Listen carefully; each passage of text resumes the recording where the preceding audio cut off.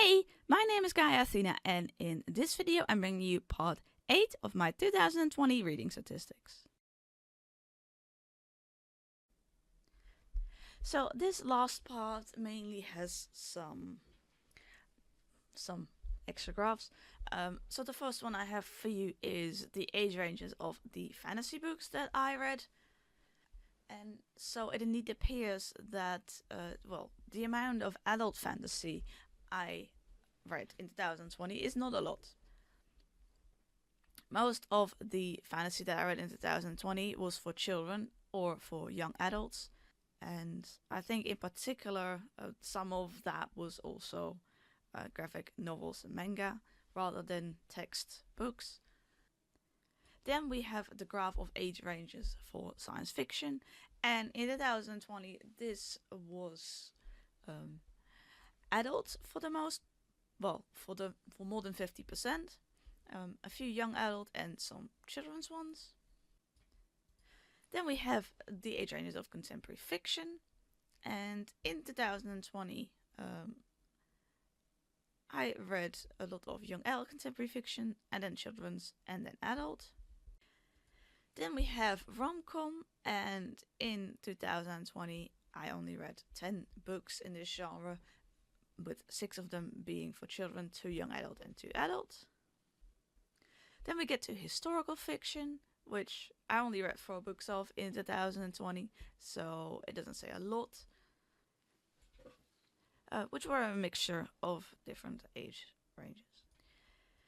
Then we get to literature, and literature to me, what I classify as literature, is either Dutch literary works, of which I know that they are considered literary works, or Dutch literary thrillers, which it says on the book generally that it is a literary thriller. Then they count for both literature and for thriller. Also, old English classics count towards this category, though I don't read those much. And also the Geronimo Stilton retellings of classical literature books also fall under this category, though I did not read any of those in 2020. I only read 2 books, literature in 2020, and they were both for adults, and I think they were both literary thrillers. Then we have detective and mystery, and as you can see, 9 out of the 10 books that I read in this genre in 2020 were for adults. Then we have a thriller, and in 2020 that was 19 young adult and 5 adult. 13 out of those 19 young adult were Death Note manga. Then we get to horror, which I didn't read much of in 2020. As you can see, in the earlier years I read more children's horror, that's nostalgic for me and less scary. In 2020 I read 1 adult horror book and 1 young adult horror book. Then we get to paranormal, and for me this is any book that has elements like ghosts, but that do take place in the real world. Some people might call some of this urban fantasy, but the 7 adult books I read in this genre in 2020, I'm pretty sure were all the A.J. Kopperman Haunted Mystery Guesthouse books, because those have ghosts in them, so I classify them as both mystery and paranormal. And then I read 2 young adult books from this genre. Then we have biography and memoir, and most of those are usually written for adults. On occasion I have read 1 for young adults in the past few years and a couple for children, but in 2020 it was almost all for adults. Then we get to information, and in 2020 most of that was written for adults. Then we get to Disney, which I did not read at all in 2020, and as I explained in an earlier video, Disney is mostly like my Donald Duck pockets and such, and those are targeted toward children, so Disney is, so far at least, always children's for me. And then we get to art, which I only read 1 book of, and that was in 2019, which was a children's book. So basically this was a book that had pictures, but not any text, I believe. Anyway.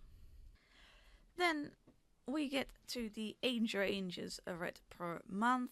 So this is in percentage values, and I have attempted to put all the months on the screen, though I realize it's not always as it's not entirely neatly done, but I had to make it fit. So in some months I read certain age ranges more than in others. I think that's, well, I guess pretty normal. It kind of varies a bit. It also depends on when I went to the library, which that was not in 2020, but for early years. For example, I think I went to the library in February 2019, considering how many children's books I read then, and also in September 2017. But yeah, anyway, I just thought it was nice to just briefly look at. And then we have the books read per genre per month. I don't know how well you can see this on your screen.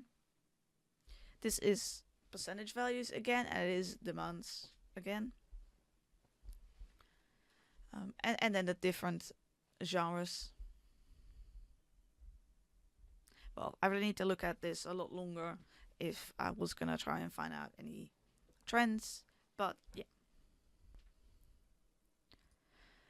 And here we have the average books read per genre per month.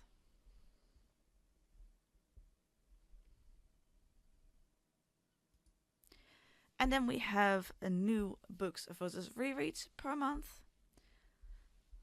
I realize the names of some of the months have dropped off a little bit for these past few bits, but so orange is new, blue is rereads.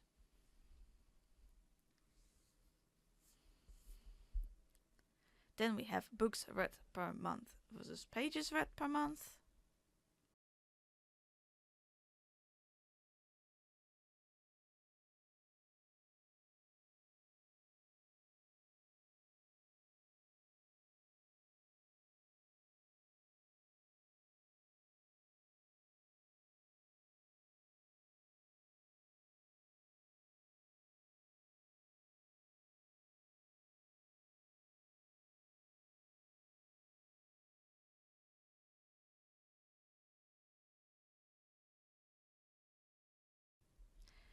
Thank you very much for watching this series of videos. I hope you found it interesting. Leave a comment if you like, and also a like if you like, and I hope to see you in my next video. Bye!